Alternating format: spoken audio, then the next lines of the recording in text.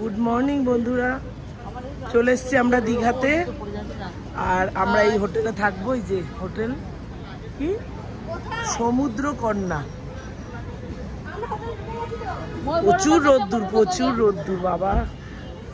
আমরা বুঝতে পারিনি, ভেবেছি সামনেই আছে হোটেলটা, টোটো ধরলে হয়ে যেত। তা সব বান্ধবীরা এসছি তো, এক একজনের এক এক রকম মত, সব চলে এসছে এইভাবে। আসলাম এতক্ষণ পরে। আমরা এখানে পৌঁছালাম 9:30টার সময়। হ্যাঁ দাঁড়া, এখানে পৌঁছালাম এখন কটা? 10:19 বাজে এখন পৌঁছেছি। বলছে 11টার আগে আমাদের হোটেলে ঢোকাবে না। জানি না এরপরে আর বেরিয়ে, এসিতে একবার ঢুকলে আর বেরিয়ে আমরা স্নান টান করতে যেতে পারবো কিনা। যা প্রচণ্ড রোদ্দুর না, বলার মতন না। চলো তাহলে তারপরে হোটেল রুমে ঢুকে সমুদ্রে স্নান টান করবো, সবকিছু দেখাবো তোমাদের। পুরো ভিডিও দেখো, আশা করি ভালো লাগবে। চলো তাহলে।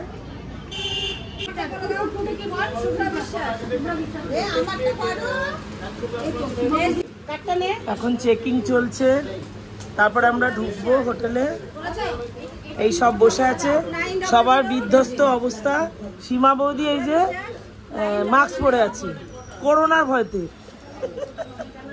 আর এই যে একজন মহান ব্যক্তি সমুদ্রকন্যা খুঁজে খুঁজে পায়নি, সবার লাস্টে আসলো, তারপরে আসলো সবার লাস্টে। যাই হোক, এবার আমাদের চেকিং হচ্ছে, সব আধার নাম্বার, ফোন নাম্বার সব নেওয়া হচ্ছে। তারপরে আমরা এতগুলো লোক তো 8 জন আছি আমরা। আর একজন আসার কথা ছিল, একজন কাকিমা, কিন্তু সে অসুস্থ হয়ে গেছে বলে আসতে পারেনি। তা আমরা 8 জনই এসেছি, তাই একটু তো সময় লাগবেই। চলো তাহলে ভেতরে গিয়ে কথা বলবো।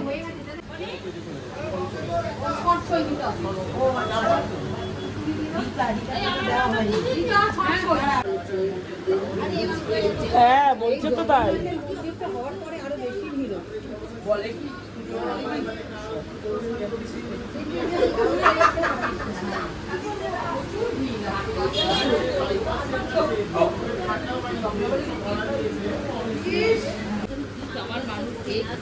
দুর্ভিক্ষ লেগে গেছে দেখো খিদেতে।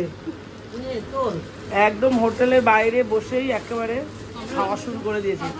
কেউ চিপস খাচ্ছে, কেউ শশা, কেউ আবার কেক। এই একজন নায়িকার মতন সাজ দিয়েছে, আবার খাচ্ছে। আরে খরাজ পশুকে দেখো। আর আমাদের রুমটা না এইদিকে, আমাদের রুমটা এইদিকে। পাগলামি অনেক দেখতে পারবে ভিডিওতে। ওয়েলকাম হোম আমাদের হোটেল। দেখো আমরা কিন্তু আলাদা আলাদা ঘর নিতেই পারতাম। ঠিক আছে, বলছে আমরা দুজন মোটা। আচ্ছা, যেটা বলছিলাম, আমরা আলাদা আলাদা ঘর নিতে পারতাম, যেহেতু সব বান্ধবীরা এক জায়গায়, তার জন্য একটু মজা করার জন্যই কিন্তু আমরা একটা ঘরই নিয়েছি, জানো। যাই হোক,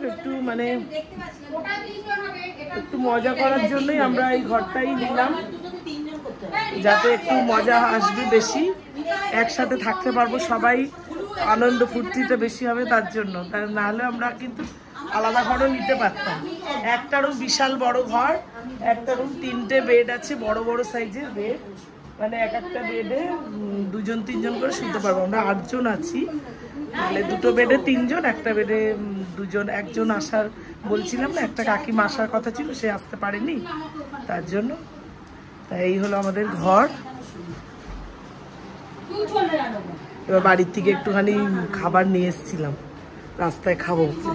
এক বান্ধবী পরোটা করেছিল, আমি আলুর দম আর হালুয়া করেছি, সেটা এখন খাবো। টুকটাক খাওয়া হয়েছে অনেক, তো সেটা এখন খাবো। কিন্তু কিসে খাবো, প্লেটটা আনিনি, সেটাই দেখছি কিসে খাবো। আমরা এখন সমুদ্রে স্নান করতে যাচ্ছি। টিফিন খেয়ে নিলাম, বা আমি প্লেট কিনে আনলাম, তারপরে খেয়ে নিলাম। খাবারের ভিডিওটা আর করা হয়নি, খিদে পেয়ে গেছে তো এত সবার, ভিডিও করার কথা আর ভুলেই গেছে, যার জন্য খাবার দাবার খেয়ে নিলাম। এবার সবাই স্নানে যাচ্ছি। এই যে ব্যাটালিয়ান, এই হচ্ছে গোয়ার থেকে এসছে। এই যে তারাপীঠের সাধু বাবা।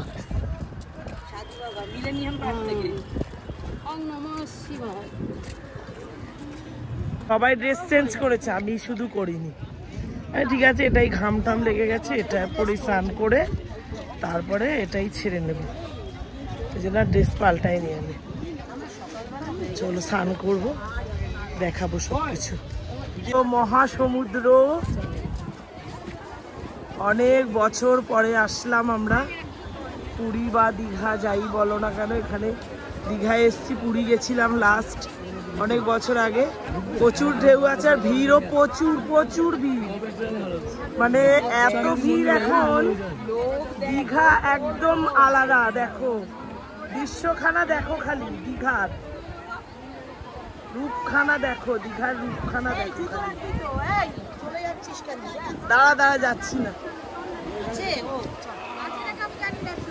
দীঘার দৃশ্যটা দেখো কতটা সুন্দর লাগছে, আর কত লোক, দেখার মতন, অসাধারণ লাগছে।